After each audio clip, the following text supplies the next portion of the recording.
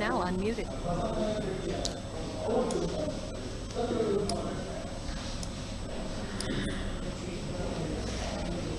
Good evening to all.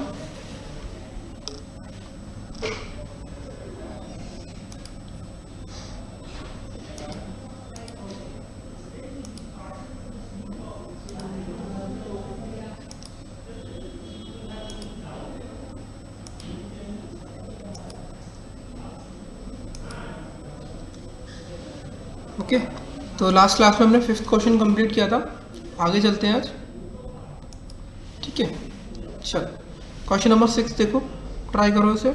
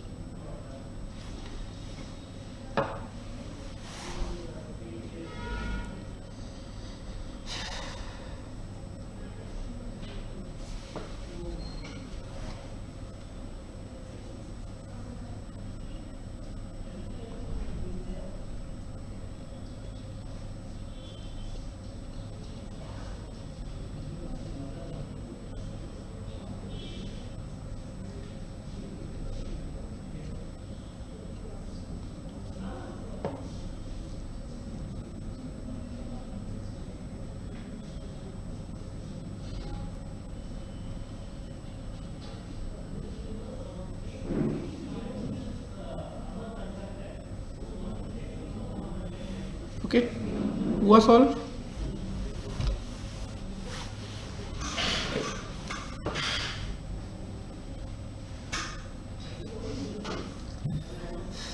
Okay, solve करते हैं इसको.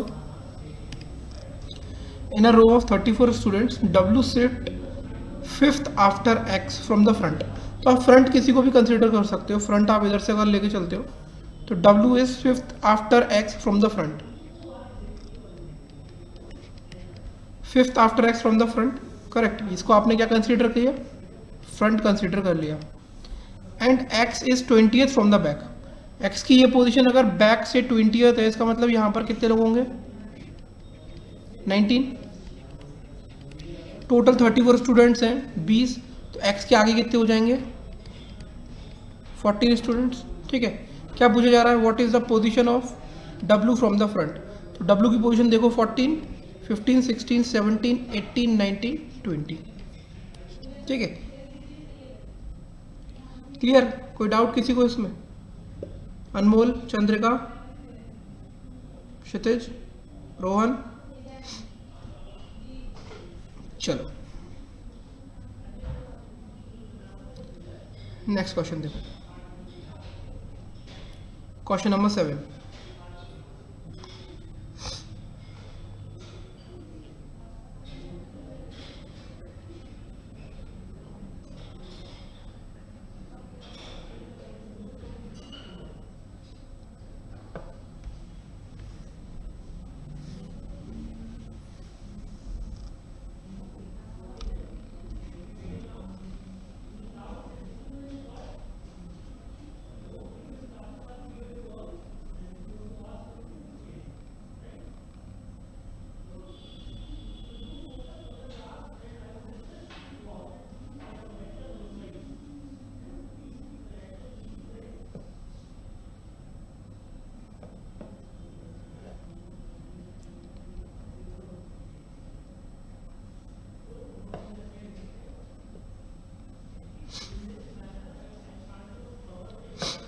चलो देखते हैं इसको.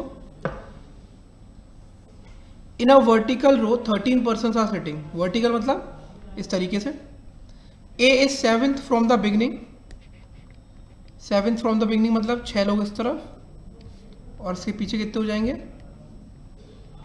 6 लोग, correct. 13 person. A is 7th from the beginning and 2 person sit between G and A. Okay, तो आप इसको इस तरीके से बना सकते हो. या तो ये कंडीशन हो सकती है, ठीक है, या तो G एंड A. ठीक है, तो इसके ऊपर कितने लोग थे? तो अभी यहाँ पे 3 लोग और होंगे. ठीक है, और इस कंडीशन में ऊपर 6, यहाँ पे नीचे 6, और इस तरफ नीचे 3. 3, 4, 5, 6 और 12, 13 लोग. 2 कंडीशन बन सकती हैं इसमें. ठीक है, उसके बाद person between A and L same as a person between G and Q, then what is the position of Q from the beginning. देखो ना आपको तो, देखो यहां पर आपको ना तो क्यू की पोजीशन पता, ना तो एल की पोजीशन पता, ठीक है, ना तो आपको एल की पोजीशन पता ना तो क्यू की पोजीशन पता, तो कैसे करोगे इसका आंसर बताओ।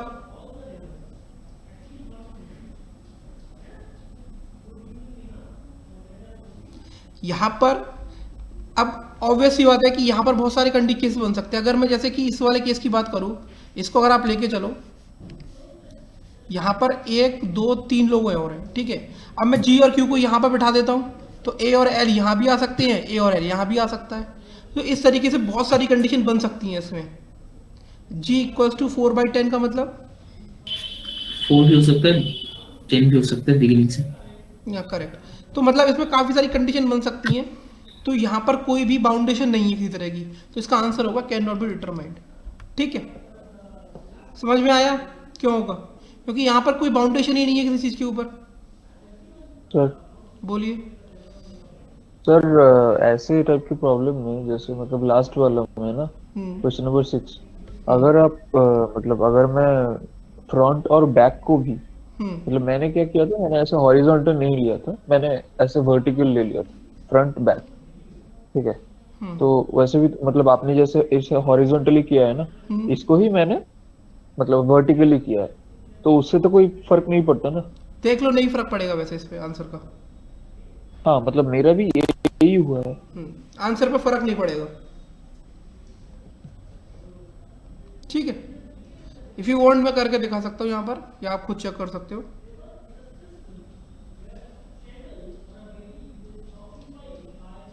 ठीक, ओके, तो इसका आंसर हुआ can not be determine. 7th वाले में कोई डाउट है किसी को, आगे चले। चलो क्वेश्चन नंबर 8 देखो।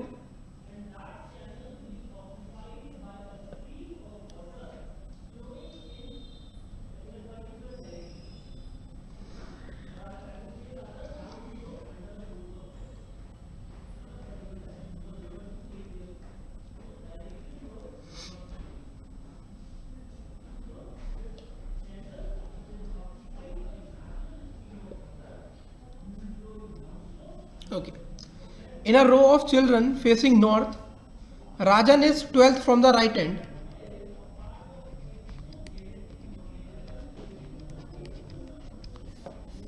and is 5th to the right of Satyarthi. 5th to the right मतलब 4 लोग बीच में. Who is 10th from the left end मतलब इस तरफ 9 लोग. How many total number of children are there in the row? तो 9 plus 1 Satyarthi plus 4 between Satyarthi and Rajan plus 1 Rajan plus 11. 26 is the correct answer. ठीक है, okay, clear. Sir vertical रो में beginning क्या होती है, ऊपर से या नीचे से? किस में, वर्टिकल रो में? हाँ। वर्टिकल रो में बिगिनिंग आप इसे मान लेना, हॉरिजॉन्टल में आप या तो या इसे बिगिन मान सकते हो या इसे बिगिनिंग मान सकते हो, कोई फर्क नहीं पड़ेगा। नहीं सर, मैं उसमें कह रहा हूँ वर्टिकल में। वर्टिकल में कह रहे हो ना, तो वर्टिकल में ऊपर वाले को बिगिन मान लेना। ठीक है, ठीक। ठीक, आगे चले। क्वेश्चन 8 क्लियर है तो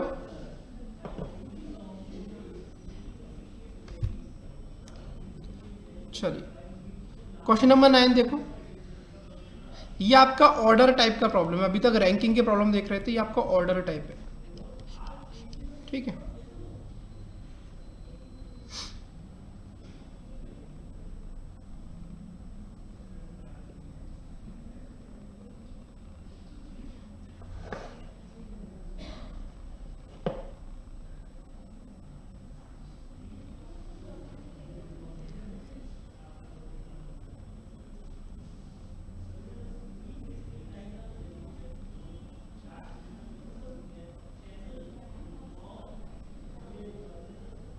ठीक है, देखते हैं। Preeti scored more than Rahul, तो उसको आप इस तरीके से लिख सकते हो, Preeti scored more than Rahul Yamuna scored as much as Divya, इसका मतलब क्या है, यमुना का स्कोर और दिव्या का स्कोर इक्वल है। Lokita scored less than Manju, Rahul scored more than Yamuna. Okay, तो Rahul scored more than Yamuna, तो राहुल यहाँ पे आ जाएगा, और ये जो है Preeti scored more than Rahul, तो प्रीति यहाँ आ जाएगी। ठीक है, Rahul scored more than Yamuna. Then Manju scored less than Divya, तो Manju scored less than Divya, तो मंजू यहाँ पर, but Manju scored more than Lokita, तो लोकिता यहाँ पर। तो इस तरीके का कुछ ये बनेगा ऑर्डर आपका। हु स्कोर्ड द लोएस्ट, तो लोकिता स्कोर्ड द लोएस्ट। सी और डी कैसे हो जाएगा ये सहिष्ठा इसमें?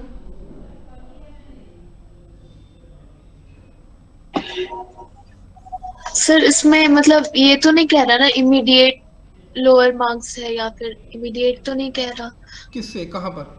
तो जैसे Manju scored lower than Rahul ने यमुना से ज्यादा स्कोर करा है, तो जरूरी थोड़ी है कि यमुना मतलब राहुल के जस्ट बाद ही हो, यमुना लास्ट में भी हो सकती है आप ना, किसको तब भी तो राहुल। एक सेकंड, आप क्या बोल रहे हो, वापस से बोलो।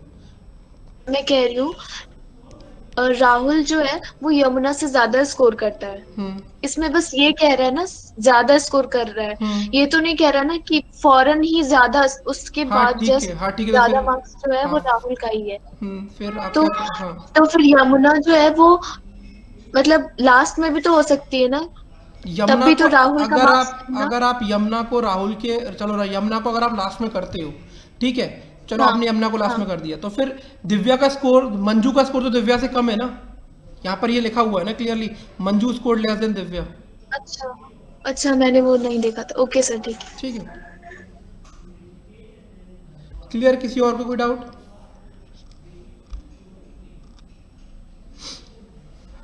ओके, नेक्स्ट क्वेश्चन देखो, क्वेश्चन नंबर 10 देखो।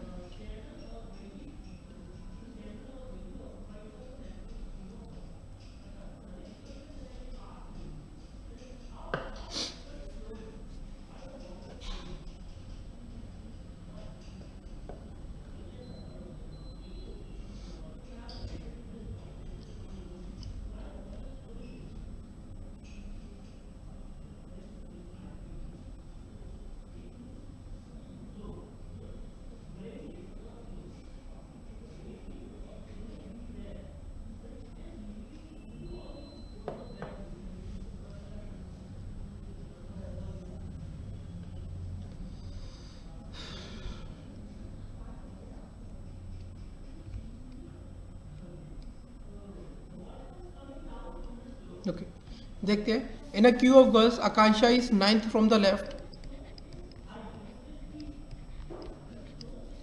And Mona is 17th from the right. If the position of Akansha and Mona are interchanged,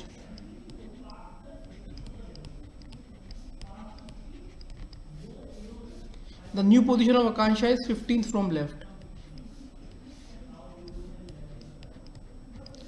Find the number of girls between Mona and Akansha. तो आकांक्षा की ये पोजीशन कितनी है, 8th पर है, ये पोजीशन कितनी है, 14th पर है, डिफरेंस कितना है, 6 - 1 5 डायरेक्ट। ठीक है, कोई दिक्कत, कोई परेशानी किसी को इसमें? यशिका आज नहीं है क्लास में, यशिका को प्रॉब्लम हो रहा था लास्ट क्लास में। हाँ, 1 मिनट देख लो रोहन से।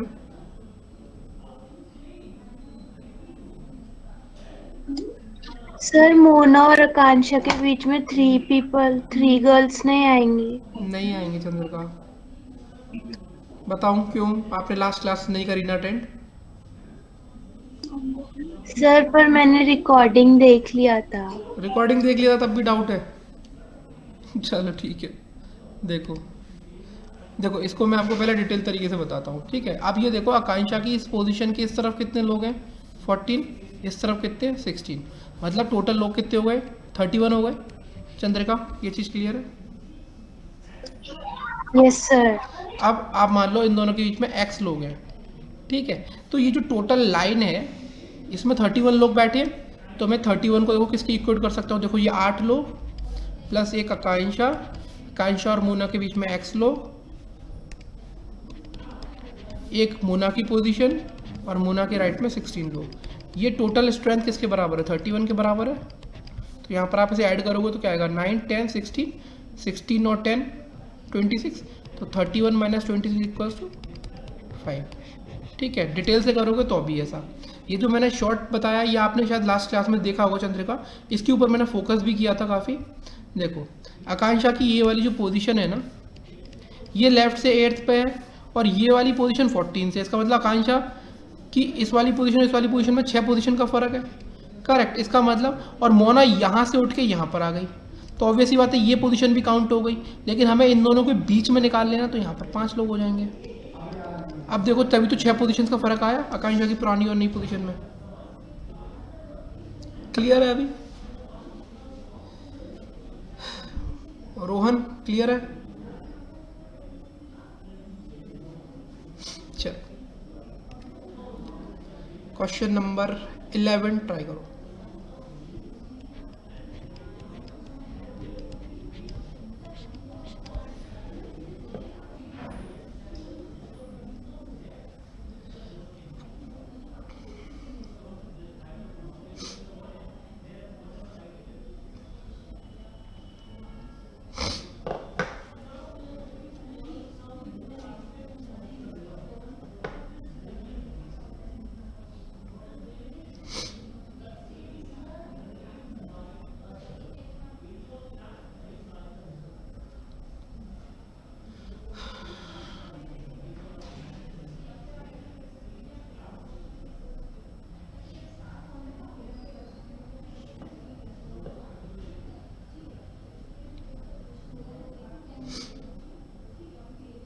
Okay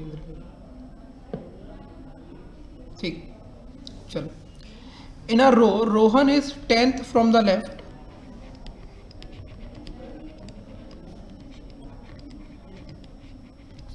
and Mukesh is 13th from right. There are 4 persons in between Rohan and Mukesh. Find the maximum and minimum number of person in the row. अब मैंने आपको बोला था कि जब तक मिनिमम वर्ड यूज नहीं करा जाएगा तब तक आप इनको ओवरलैप मत कराना, बट यहाँ पर मिनिमम कंडीशन दे दी, तो मतलब मिनिमम भी निकालना है, मैक्सिमम भी निकालना है। तो मैक्सिमम का आंसर तो आपके सामने है, सब लोगों के सामने। तो 9 + 1 रोहन + 4 इनके बीच में + 1 मुकेश + 12, तो ये कितना हो गया? 10, 14, 15, 12, 27। तो या तो ऑप्शन नंबर डी सही होगा या ऑप्शन नंबर बी सही होगा। आप लोगों के भी डी और बी आ रहे हैं। ठीक है, अब मिनिमम की कंडीशन है तो इसको थोड़ा ध्यान से देख लो, या तो हमारा ऑप्शन नंबर बी सही होगा या डी सही होगा। अब जब मिनिमम बोला है इसका मतलब क्या? ये ओवरलैपिंग की कंडीशन है। Rohan is 10th from the left, तो रोहन के इस तरफ 9 लोग हो गए। And Mukesh is 13th from right, इसका मतलब अब मिनिमम पूछ रहा है तो ओवरलैप करा देगा। मतलब Mukesh is 13th from right, तो मुकेश के इस तरफ 12 लोग। There are 4 person in between them, इसका मतलब अब इनके बीच में 4 लोग हैं। ये देखो यहाँ पे 1 2 3 4, सिमिलरली 1 2 3 4। ठीक है, अब आपसे क्या पूछा? आपसे मिनिमम नंबर ऑफ पर्सन निकालने को बोला जा रहा है। ध्यान से देखना, बहुत ध्यान से। रोहन के इस तरफ देखो कितने लोग हैं, देखो कितने लोग हैं। रोहन के लेफ्ट की तरफ कितने लोग हैं? आंसर बाद में करना, पहले बताओ मुझे 13 लोग कैसे हैं भाई? रोहन के लेफ्ट की तरफ पूछ रहा हूँ, 9 लोग हैं। ठीक, अब जब ऑब्वियस सी बात है जब इनमें ओवरलैपिंग हुई है, मेरी बात को ध्यान से सुनना, मेरी बात को ध्यान से सुनना। जब ओवरलैपिंग हुई है तो रोहन के लेफ्ट में जब मैंने काउंटिंग करी तो मुकेश भी काउंट हुआ होगा, मुकेश काउंट हुआ होगा, हाँ या ना? अब मुकेश के राइट की तरफ कितने लोग हैं? मुकेश के राइट की तरफ कितने लोग हैं? 12। अब ये बताओ इन 12 में रोहन काउंट हुआ होगा? इन 12 में रोहन काउंट हुआ होगा? सब बात ठीक है, 21 लोग तो हैं।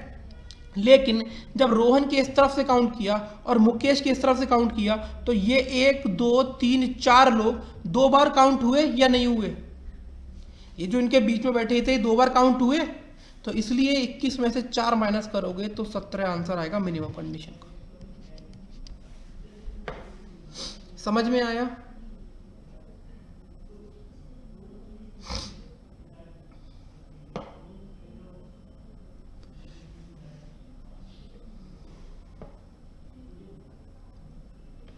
सबको क्लियर है? कोई ऐसा तो नहीं जो डाउट में है अभी भी? बता दो भाई।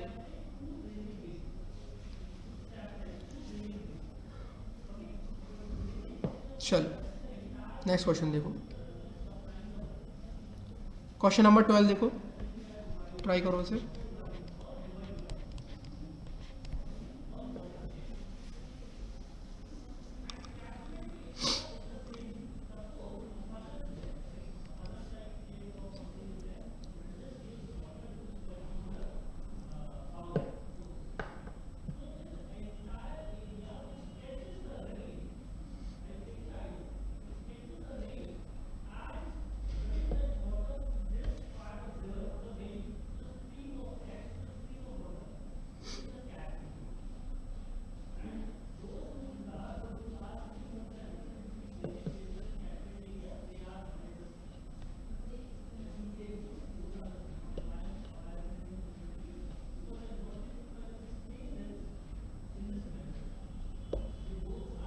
चलो, in a row of person position of A from the left side of the row is 11,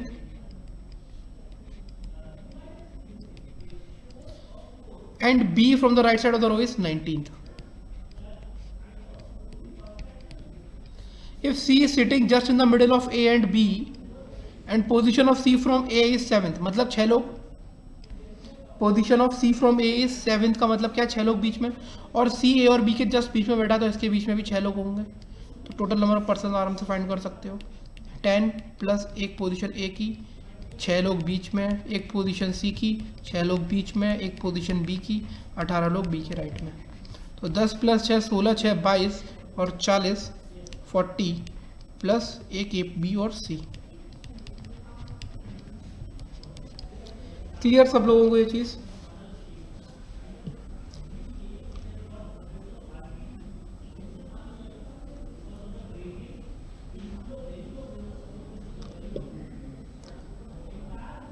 minimum में कहां पे, पिछले क्वेश्चन में कंफ्यूजन है, बताओ क्या कंफ्यूजन है मिनिमम में? सर इसमें मिनिमम एक और बार समझा दो, मिनिमम नहीं समझ आ रहा। देखो मिनिमम का मतलब क्या है कि ओवरलैप करके जाएंगे एक दूसरे के ऊपर से, ठीक है। रोहन 10th फ्रॉम लेफ्ट है तो रोहन की पोजीशन ये हो गई, इस तरफ रोहन के कितने लोग हैं, 9 लोग हैं। उसके बाद Mukesh is 13th from right, अब मिनिमम की बात कर रहा है तो मुकेश उठ के यहाँ पर आएगा कहीं ना कहीं ओवरलैप करने के लिए। कितने पोजीशन है, 13th, मतलब इसके इस तरफ कितने लोग हो गए, 12 लोग। There are 4 person in between Rohan and Mukesh, 4 लोग बैठे हुए हैं, तो 1 2 3 4, ठीक है, हो गया, ठीक है। अब आपको मिनिमम आपकी काउंटिंग करनी है कितने लोग हो सकते हैं। तो आप एक चीज़ देखो यहाँ पर, अगर आप मुकेश के इस तरफ जाकर देखते हो तो ये तो 12 लोग हैं, तो 12 लोग हो गए, और जब आप रोहन के इस तरफ जाकर देखते हो तो कितने लोग हैं, 9 लोग हो गए। आपने रोहन और मुकेश को तो एक ही एक बार काउंट किया ना, क्योंकि जब आपने मुकेश के इस तरफ काउंट किया तब उसमें रोहन काउंट हो गया, और जब आपने रोहन के इस तरफ काउंट किया तब मुकेश काउंट हो गया। लेकिन ये लोग तो 2 बार काउंट हो गए ना, देखो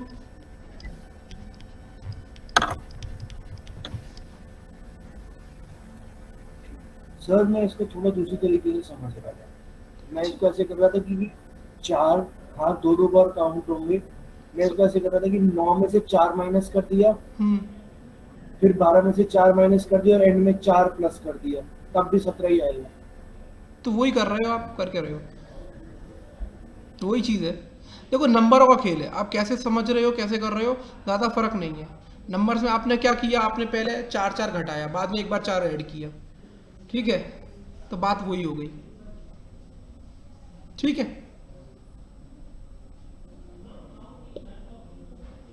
क्लियर है अभी सब लोगों को क्वेश्चन नंबर 12 तक? क्वेश्चन 12 तक सब लोगों को क्लियर है, एक बार बता दो। चल चल क्वेश्चन नंबर 13 14 देखो।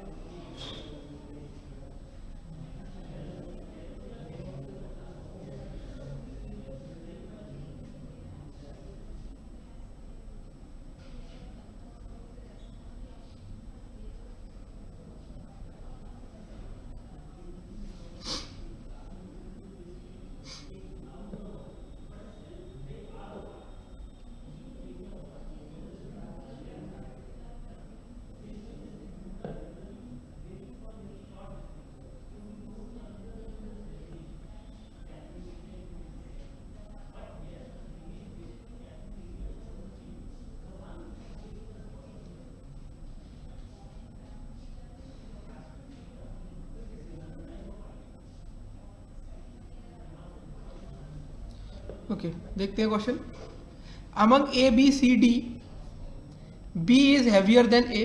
ठीक है, B is heavier than A and C means B is heavier than A and C. एक ही, अब सी का पता नहीं.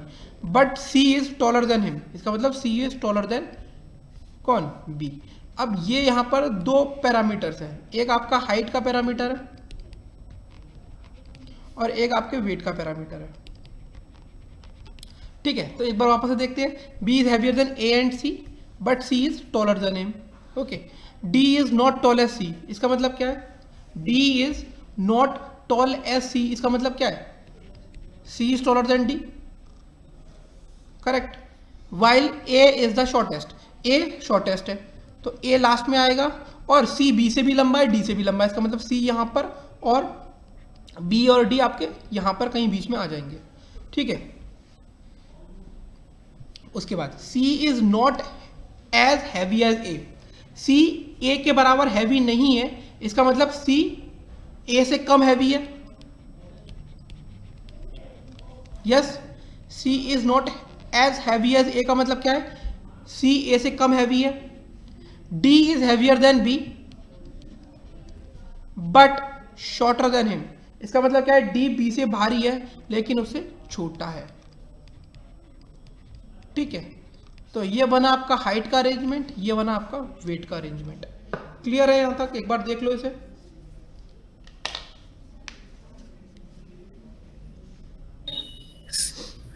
सर सेम आया but A greater than weight में ए ग्रेटर देन सी कैसे? क्योंकि एक सी बार नॉट है ना. यहाँ पर क्या लिखा, हम यहाँ पर क्या लिखा हुआ है? C is not as heavy as A. ये इंग्लिश के स्टेटमेंट से क्या समझ रहे हो आप? हाँ ये सॉरी सर. इसका मतलब वो लाइट है उससे वेट में. ठीक है, तो हु इज द हैवीएस्ट, सबसे हैवी कौन है? डी. एक और क्वेश्चन है इस पर. हु इज द टॉलेस्ट, सबसे लंबा कौन है? सी. क्वेश्चन 13-14 समझ में आया?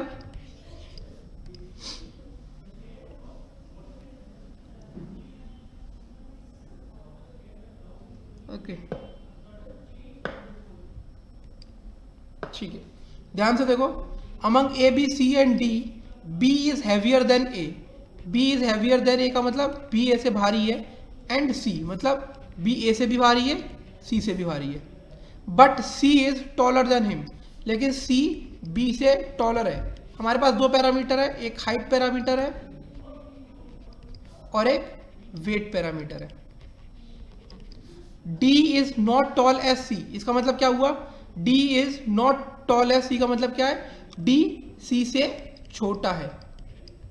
While A is the shortest, इसका मतलब ए सबसे नाटा हो गया और सी आपका बी और डी से दोनों से लंबा है, सी यहां आ जाएगा. उसके बाद C is not as heavy as A, इसका मतलब सी ए से कम भारी है तो सी यहां आ जाएगा. D is heavier than B तो डी यहां आ जाएगा. बट शॉर्टर देन हिम मतलब डी बी से छोटा है. तो ये हाइट का बन जाएगा अरेंजमेंट और ये वेट का बन जाएगा अरेंजमेंट. वेट वाले में मेरे को ये डी ए से हैवी है ये तो समझ आ गया. इसके बाद सी वाले पॉइंट में से मैं कंफ्यूज हो गया. यहाँ पर ये लिखा है ना B is heavier than A and C, connected है ये. इसका मतलब ये है कि बी ए और सी दोनों से भारी है. फिर ये लिखा है but C is taller than him, तो हिम यहाँ पर कौन है? बी, क्योंकि स्टार्टिंग में बी से ही कंपेयर किया जा रहा है और लास्ट में सी फिर बी से ही कंपेयर हो रहा है. ठीक है. ओके और किसी को कोई डाउट इसमें?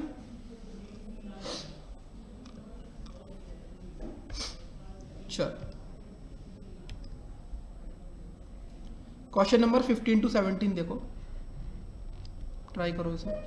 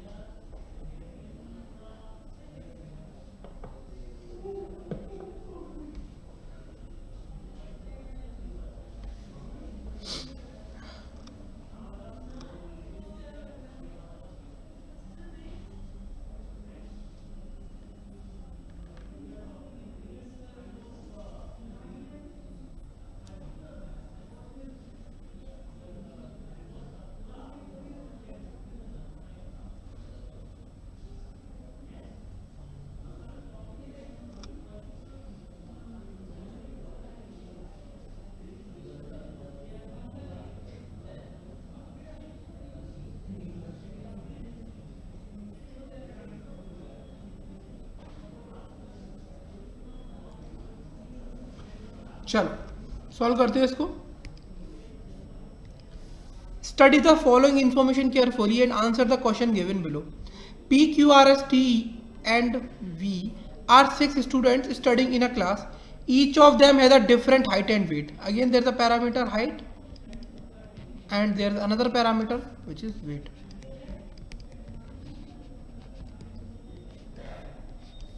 The tallest is not the heaviest. मतलब जो सबसे लंबा है वो सबसे भारी नहीं है। ठीक है, देखते हैं। T is taller than only P। इसका मतलब क्या है? T is taller than only P। इसका मतलब ये है कि T सिर्फ एक ही व्यक्ति से लंबा है, दैट इज P। ठीक है, और यहां पर P सबसे छोटा कहलाएगा। But lighter than R, T is lighter than R और R is heavier than T। Q is taller then S and P। Okay, Q is taller then S and P and heavier than only T। इसका मतलब क्या है? Q is taller then S and P and heavier than only T। इसका मतलब ये है कि Q सिर्फ और सिर्फ T से ज्यादा भारी है। और यहां पर फिर से बाउंड्री लग जाएगी।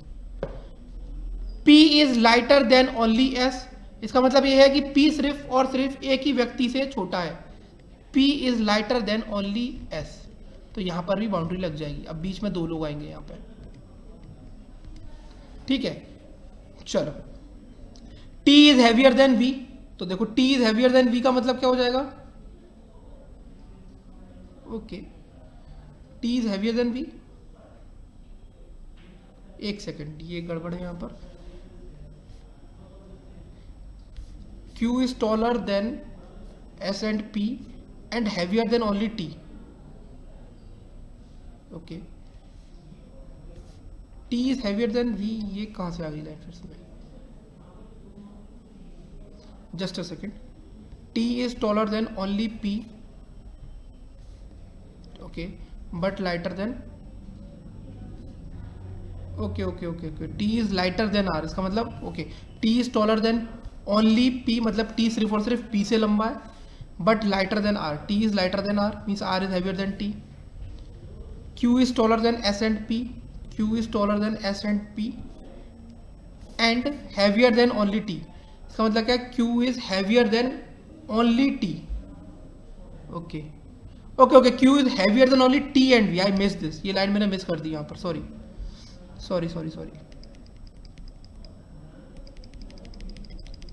Q is heavier then only T and V, ये था यहाँ पर। P is lighter than only S। ठीक है, इसका मतलब ऑब्वियस ही बात है कि R तो आपका यहीं आ जाएगा। R is heavier than T, नहीं, हाँ, क्योंकि Q, देखो Q सिर्फ दो लोगों से ज़्यादा भारी है ना, तो R यहाँ तो जाएगा नहीं, तो R आपका यहीं पर आएगा, तो उसमें तो कोई दिक्कत ही नहीं है। P is lighter than only S, ये चीज़ हो गई। T is heavier then B, तो इसका मतलब क्या है? T हैवियर देन V है, तो सबसे वेट में कम V हो जाएगा। यहाँ तो सॉर्ट आउट हो गया। S is taller then V, S is taller then V and Q is not the tallest. अब देखो Q अगर इज नॉट द टॉलेस्ट, तो देखो यहाँ पर S एंड P, ओके, तो देखो Q is not the tallest, तो इसका मतलब क्या है आपका? एक चीज देखो, आपको ये तो P अरेंज हो गया, P लास्ट में चला गया, ठीक है। आपको Q, S और V अरेंज करने हैं, तो Q आपका यहाँ आएगा, उसके बाद S आएगा, उसके बाद V आएगा, और यहाँ पर जो बच गया वो आ जाएगा। कौन आ जाएगा यहाँ पे आपका? R। देखो समझ में आया? एक्चुअली मैंने ये वाला पॉइंट मिस कर दिया था, S and P and heavier than only T and V, ठीक है, इसलिए थोड़ा सा गड़बड़ हो गया, मैंने V का आगे पढ़ा नहीं था। यही बनेगा आपका अरेंजमेंट, एक बार देख लो।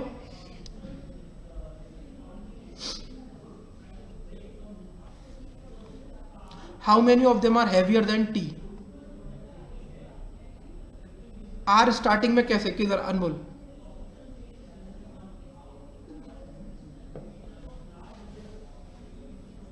टॉलेस्ट कैसे हुआ? देखो यहां पर T is taller then only P, ठीक है, तो इसका मतलब क्या था? T is taller then only P, मतलब ये है कि T सिर्फ एक पर्सन से ज्यादा लंबा है, तो इसका मतलब P सबसे छोटा हो गया और T उससे लंबा हो गया।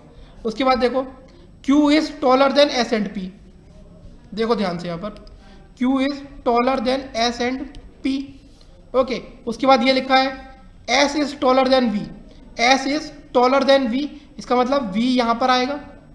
अभी p का तो पता नहीं, लेकिन p तो लास्ट में जा चुका तो उसकी कोई दिक्कत नहीं है। अब q is not the tallest, तो एक बात बताओ यहां पर कितनी चेयर्स और डाली जाएंगी?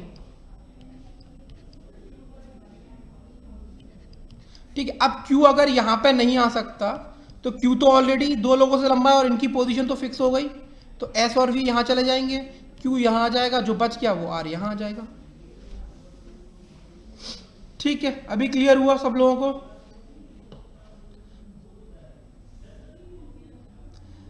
ये वाले क्वेश्चंस पजल के अंदर आते हैं, ये वाले क्वेश्चंस पजल में मिक्स होकर आते हैं। मतलब जब आप मेंस लेवल के पजल करोगे इंद्रनील, तो ये जो कंपैरिजन किया जाता है ना हाइट का, वेट का, ये जो ऑर्डर है ये उसमें मिक्स होकर आ जाएगा, एक पैरामीटर बनकर, और बाकी अरेंजमेंट दे देगा या ब्लड रिलेशन दे देगा, मेंस का पजल जो होता है। ठीक है, यस, मतलब फॉर बैंक। ये क्वेश्चन एसएससी में नहीं आते ऐसे। ठीक है, आगे चलें। So how many of them are heavier than T, तो टी से हैवी कितने लोग हैं? 1 2 3 4, कोई ऑप्शन नहीं है तो आंसर हो जाएगा नन ऑफ दीज। ठीक है, नेक्स्ट क्वेश्चन देखते हैं। How many of them are shorter than Q, Q से शॉर्ट कितने लोग हैं? 1 2 3 4, तो आंसर हो जाएगा यहाँ पे 4। बोलिए रोहन। सर एसएससी में ऐसे बिल्कुल भी नहीं आते। नहीं, इतना लेंदी ऑर्डर नहीं आएगा, ये वाला आ सकता है छोटा, ये छोटा आ सकता है, बेसिकली लेंथ वाइज छोटा आएगा। ठीक है, लेंदी नहीं आएगा एसएससी में, क्योंकि ये लेंदी है थोड़ा सा। How 4, how many of them are shorter than Q, Q से छोटे कितने लोग हैं? तो क्यू अगर यहां पर है तो 1 2 3 4। समझ में आया नहीं आया Dev? Sir, I'm talking about question number 5. How many of them are heavier than T, क्यों? 1 2 3 4।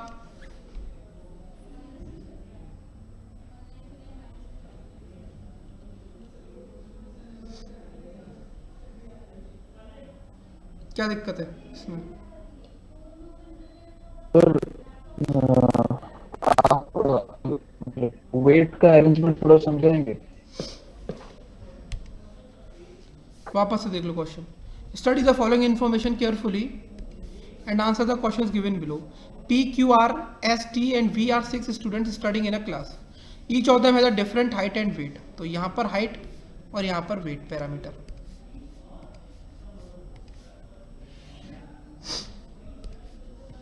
ठीक है, the tallest is not the heaviest, इस लाइन को देखते लास्ट में।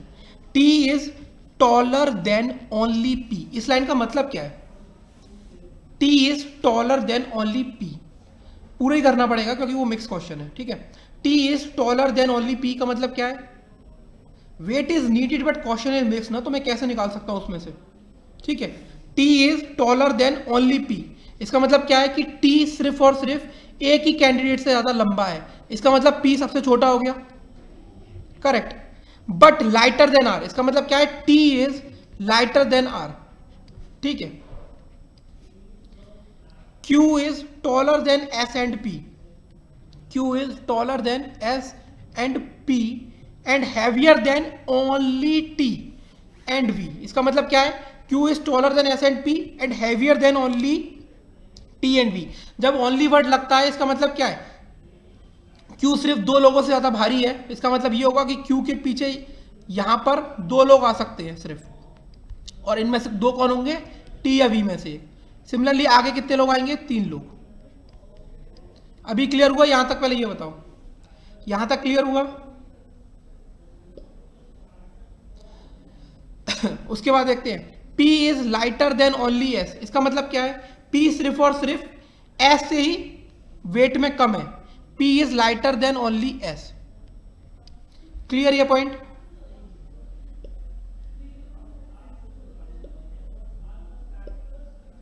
ये पॉइंट क्लियर क्या? उसके बाद आप यहां पर खुद समझ सकते हो कि Q T और V से ज्यादा भारी है, तो R के लिए सिर्फ एक ही पोजीशन बची है, वो ये। ठीक है, उसके बाद T is heavier then B, तो T यहां आ जाएगा, B यहां आ जाएगा, तो वेट का हो गया क्लियर।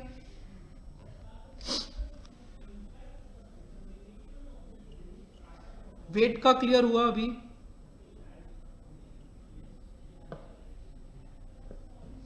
और किसी को कोई दिक्कत? रोहन 15 का 1 होगा या 4 होगा वो देख लो अब एक तो बार। रोहन सर बोलिए। सर इसका मतलब जब भी कोई वर्ड ओनली होगा तो it means like as per the arrangement it means either like maximum category और मिनिमम कैटेगरी, जो भी उसको जैसे भी रिप्रेजेंट कर रहा है ना। मतलब if T is lighter than T, so for only example, का मतलब क्या then होता it है? means ओनली that का T मतलब should हिंदी be में होता है the केवल और केवल। हिंदी में ओनली का मतलब होता है केवल और केवल। अगर यहाँ पर ये लिखा हुआ है कि A is heavier then only P, इसका मतलब ये है कि A सिर्फ एक ही जने से ज्यादा हैवी है, ठीक है। A is lighter than only T and V, इसका मतलब केवल और केवल A दो लोगों से ही वेट में कम है, ठीक है। अभी मैंने 3 बार तो एक्सप्लेन तो कर दिया जो रोहन। बोलिए तो बोलिए। जो फॉर एग्जांपल अगर ऐसे बोल रहा है कि A is lighter than sorry A is heavier than only P, okay, तो उसका मतलब P को हम लोग एकदम मतलब सबसे लाइट P मानेंगे। is heavier than only one variable, that's why P is आपकी going to be voice the clear नहीं है, वाइब्रेट हो रही है। one person least way. आपकी वॉइस क्लियर नहीं आ रही।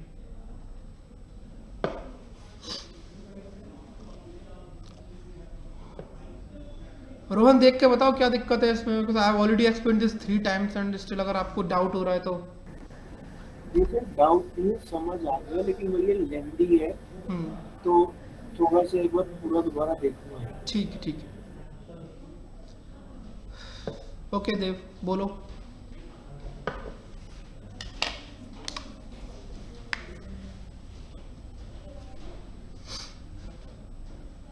ओके क्लियर हुआ ना सब लोगों को? तनिष्क, शाइस्ता, रोहन, क्षितिज, इंद्रनील, चंद्रिका, अनमोल।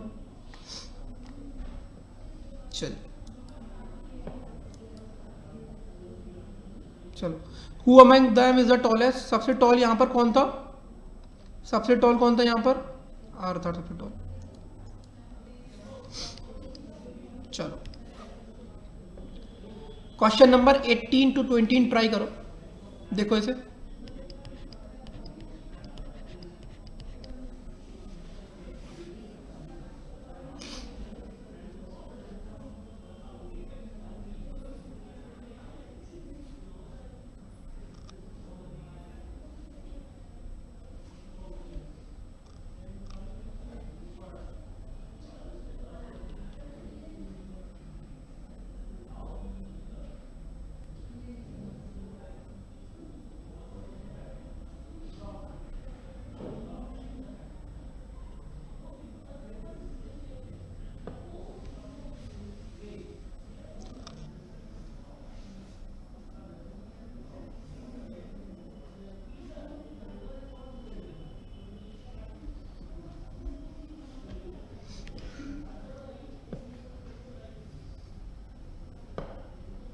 चलो, study the following information carefully and answer the question given. Among 5 friends A, B, C, D, E each got different mark in the examination. A scored more than B but less than C. C scored 65 marks. D scored less marks than only E. इसका मतलब क्या है? इस line का मतलब क्या है?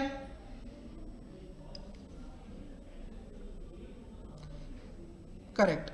D scored less marks than only B का मतलब है कि E scored the highest and D just on the second rank, और बाकी आप इसको एज इट इज अरेंज कर सकते हो। देव अभी समझ में आया ओनली का कॉन्सेप्ट? अच्छा समझ तो है, पर ये क्वेश्चन क्या है? मतलब क्वेश्चन दिख नहीं रहा है। मतलब दिख नहीं रहा आपको क्वेश्चन? नहीं नहीं नहीं, क्वेश्चन दिख रहा है पर इसमें पूछ क्या रहा है वो तो अभी मुझे आगे समझ आएगा, नहीं अभी आ रहा। सिर्फ अरेंजमेंट है ना अभी तो सिर्फ। Okay, the one who scored the minimum marks got 60 marks.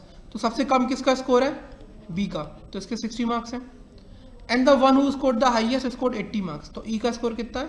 80। और यहाँ पर सी का स्कोर कितना दिया होता? 65। तो ये अरेंजमेंट बना है। क्वेश्चन क्या है अब देखते हैं।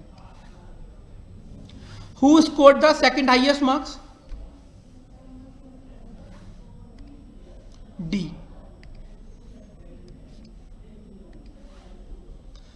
Who is the most likely to have scored 62 marks. मतलब इनमें से कौन सा वो पर्सन है जो 62 मार्क्स ला सकता है? तो देखो 62 मार्क्स लाने वाला कैंडिडेट यही होगा, है ना, यही होगा, क्योंकि 62 मार्क्स उसी के आएंगे जिसकी रेंज बी और सी के बीच में होगी। तो बी और सी के बीच में रेंज किसकी है? ए की।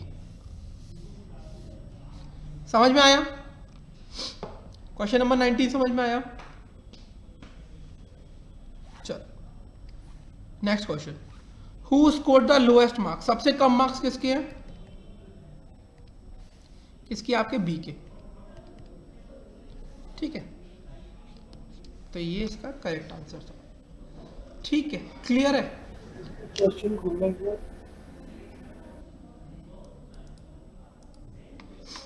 ठीक है, कल आप लोग चाहो तो एक बार YouTube पर जाकर देख सकते हो, जो आपका इस वीक का मॉक टेस्ट 13 हुआ था ना बैंकिंग के लिए रीजनिंग का, वो मैंने कल उसको डिस्कस किया था मॉर्निंग वाले बैच में। तो आप चाहो तो आप जाकर एक बार देख सकते हो। वो मॉक टेस्ट जो 13 मैंने डिस्कस किया था वो कंप्लीटली मेमोरी बेस्ड टेस्ट था। जो SBI PO में पूछे गए 4 से 6 जनवरी के बीच में क्वेश्चंस थे ना, उसी के क्वेश्चंस मैंने प्रीवियस वीक के मॉक टेस्ट में डाले थे। तो एक बिल्कुल रियल एग्जाम सिनारियो था वो। आप जाकर देख लेना एक बार सॉल्यूशन पूरा, ठीक है, किस तरीके से फास्ट कर सकते हैं चीज़ों को। ठीक है, मॉक टेस्ट 13 पूरा बेटा वो आपका SBI PO मेमोरी बेस पे था। ठीक है, ओके। तो ये जो क्वेश्चंस अभी हमने करना शुरू करे हैं ये वाले, ये आपके प्रीलिम्स में आते हैं बैंकिंग के। ठीक है, SSC वाले जो क्वेश्चंस थे वो लास्ट क्लास में और आज की क्लास में खत्म कर लिए हमने। ठीक है,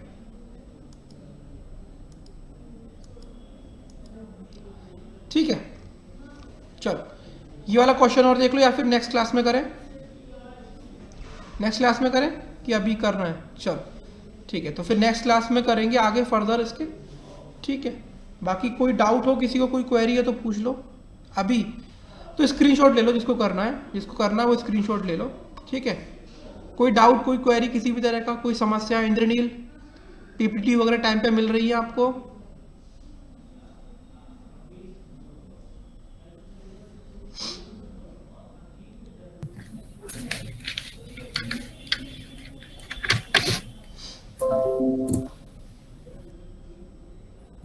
सर फ्राइडे का PPT ट्यूसडे में मिल जाता है, ट्यूसडे में। अब मैं मैं अपने आप को डिफेंड करूँ या किसी और को रॉन्ग प्रूव करूँ? मैंने ऑलरेडी फ्राइडे को शेयर कर दी थी। ठीक है, मुझे शेयर करने में 30 सेकंड्स भी नहीं लगते, बनाने में टाइम लगता है। नहीं सर, आपको तो बता रहा हूँ हाँ। कैसा होता है। What's memory based question? Memory based question का मतलब ये होता है देव कि वो क्वेश्चंस जो मैंने पुट किए थे सैटरडे के मॉक टेस्ट में, वो 4 से 6 जनवरी को SBI PO के एग्जाम्स में आए हुए थे, उनको कहते हैं मेमोरी बेस्ड क्वेश्चंस। ठीक है देव, कुछ नया टॉपिक नहीं है। सर ये कौन सा डेफिनेशन हुआ? मतलब जब हम लोग बोलते हैं साइलोजिज्म होता है तो उसका एक डेफिनेशन होता है। आप बोल रहे हैं कि SBI में आए थे, बट मेमोरी बेस्ड क्वेश्चन कोई वेरिएंट है क्या जो हम लोग करते हैं उसके अलावा? नहीं भाई, कोई और नहीं है। मेमोरी बेस्ड मतलब जो स्टूडेंट एग्जाम देकर आता है वो अपना फीडबैक देता है, उसके फीडबैक के हिसाब से, उसके मेमोरी के हिसाब से वो क्वेश्चन बनते हैं। ठीक है, इसलिए उनको मेमोरी बेस्ड क्वेश्चन बोल देते हैं। अच्छा, ये कोई टॉपिक नहीं है? नहीं भाई, कोई टॉपिक नहीं है, बोलता रहा हूँ। मेमोरी बेस्ड क्वेश्चंस में सिर्फ वो क्वेश्चंस होते हैं जो एग्जाम में आए होते हैं।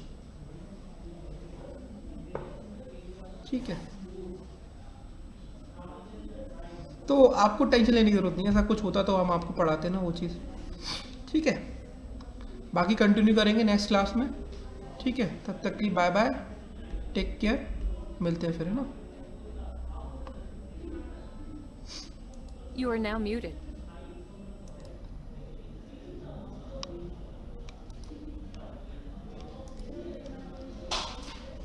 है।